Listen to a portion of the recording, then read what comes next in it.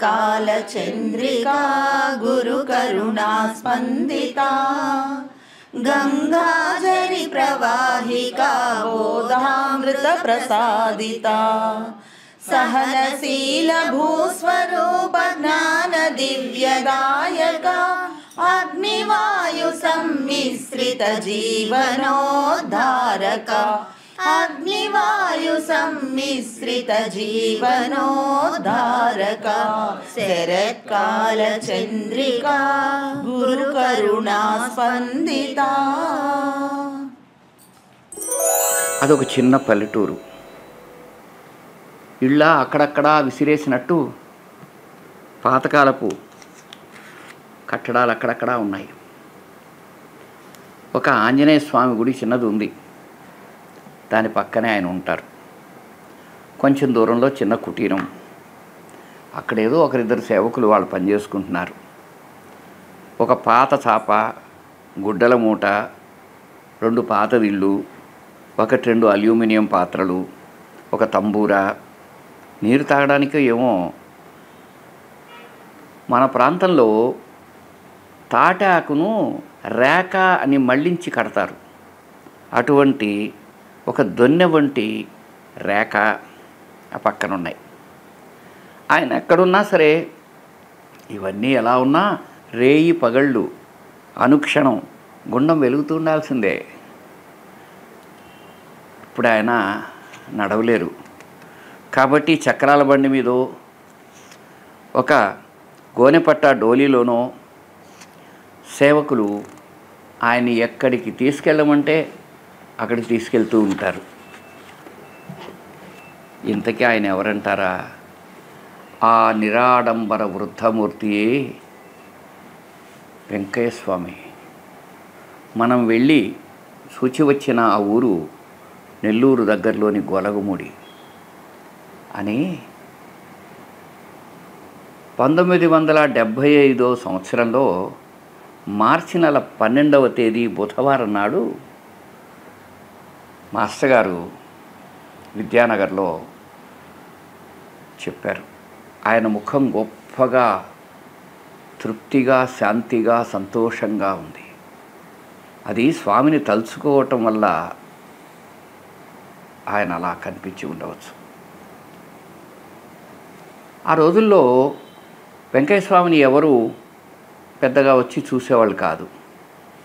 వచ్చిన వాళ్ళు కూడా ఆయన వల్ల ఏమిటి ఉపయోగం అంటే వచ్చినవాడు జబ్బు పడ్డామనో, లేకపోతే వాళ్ళ ఇంట్లో వాళ్ళకో ఎవరికో ఏదో అవసరమనో, లేకపోతే గొర్రో బర్రో ఏదో ఒకటి తప్పిపోయాయనో ఈ విధంగా వచ్చేవారు. ఇల్లు వాకిలి పైరు పంట గురించి ప్రశ్న చెప్పించుకుందామని కూడా వచ్చేవారు. జనమంతా ఒకవైపు ఆయన ప్రజ్ఞను గుర్తించి కూడా మరొక వైపు ఆయన పిచ్చంకయ్య అంటూ ఉండేవారు. ఆయన ఏదో ప్రశ్నలు చెప్పేటువంటి మనిషిగా ఆయన అనుకునేవారు. కొన్నిసార్లు వాళ్ళు చాలా ఎగతాళిగా చులకనగా కూడా భావించేవారు. అదేంటయ్యా ఆయన ఎందుకు గుర్తించలేకపోయారు అంటే వాళ్ళు భరద్వాజ మాస్టర్ గారు కాదండి, వాళ్ళ పల్లెటూరు వాళ్ళు, అందుకని. సరే అది ఎలా చెప్తావు? అవును, మన స్వానుభవాన్ని మీకు చెబితే అప్పుడు మీకు అర్థమవుతుంది. ఒకరోజు మాస్టర్ గారు అన్నారు, ఏమో ఎక్కడికి వెళ్తున్నావు? నెల్లూరు పోతున్నాను సార్. అయితే అక్కడ వెంకయ్య స్వామి ఉంటారేమో, వెళ్ళి చూడకూడదా అన్నారు. భగవదాజ్ఞ మార్గదర్శి అయిన మాస్టర్ గారి యొక్క ఆజ్ఞ సూచన అయి ఆ విధంగా లభించింది. సరే నెల్లూరుకు వచ్చాం. అనికేపల్లి మానేగుంటవాడు బస్సు ఎక్కాం. బాగా పాత డొక్కు బస్సులు అవి. పల్లె జనాలు గుంపులు గుంపులుగా ఒక బస్సులో 4 బస్సులు వాళ్ళు ఎక్కేసి ఉన్నారు. ఎక్కేవాళ్ళు ఎక్కుతున్నారు, దిగేవాళ్ళు దిగుతున్నారు. అది రోడ్డు కాదు, అతుకుల బతుకుల గుంటల మయం. ఒకసారి కన బస్సు ఇలా కుంగిందిరా అంటే ఒక్కసారి అడుక్కి ఎక్కడికో వెళ్ళి పైకి లేయాలి, అంత గతుకుల బాట. సరే కదులుతోంది బస్సు. నా పక్కనున్న ఒక రైతు అడిగాడు నన్ను, ఎందాక అని. ఇంతకీ నా అదృష్టం వల్ల అక్కడ సీటు దొరికింది. మనం లోపల రాగానే ఎవరో దిగారు, అందుకని అక్కడ కూర్చోగలిగాం. ఆ పక్కన ఆయన అడిగాడు, ఎందాక? గొలగమూడికి. అక్కడ ఎవరింటికయ్యా అంటే, ఎవరింటికి అని చెప్పడానికి అక్కడ నాకు తెలిసిందేమిటి, స్వామి కోసం అని. సరే స్వామిని చూడటానికి అన్నాం. అయ్యో ఏ ఊరని ఎక్కడికి వచ్చావు కానీ మా ఊళ్ళో ఎవరు స్వాములు లేరు, అంతా ఆసాములే అని ఆయన తన హాస్యానికి తానే పగలబడి నవ్వుతూ పక్క వాళ్ళతో అంటున్నాడు.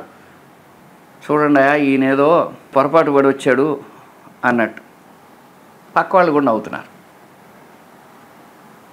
మాస్టర్ గారి సాహచర్యం వల్ల ఎట్టి పరిస్థితినైనా ఎదుర్కొనే, దాన్ని అనువైన రీతిలో మలుచుకునే లక్షణం ఉంది మనకి.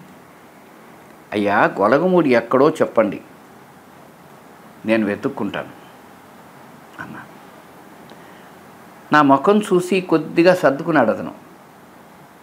అప్పుడు ఆయన సంజాయిషి చెప్పాడు, ఏం లేదయా, మా ఊరే గొలగమూడి, మా ఊళ్ళో అందరికీ తెలుసు, అందుకని నువ్వు ఎవరి కోసం వచ్చావో అని ఒక్క క్షణంలో అతనికి ఏదో మనసుకు స్ఫురించింది.